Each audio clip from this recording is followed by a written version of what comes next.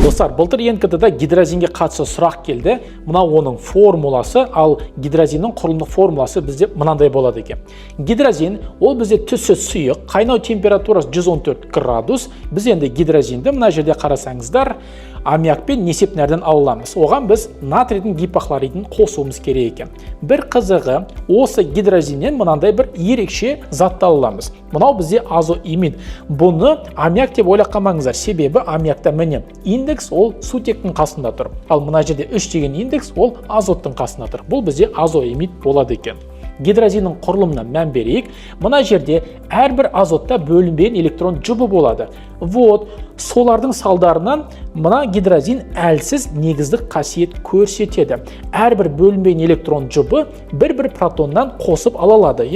Енді бір протонды беретін H хлорды қосатын болсақ, бізден аяқта гидрозин хлориді түзіледі. Міне H4 болған, H5 болды, және де плюс дейтін протонның заряды тұр.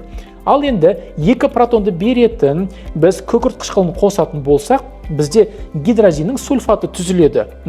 Басында H4 болған, екі протонны қосып алды H6, және әрбір протон бір плюс зарядтан берсе, 2 плюс заряд түзілді.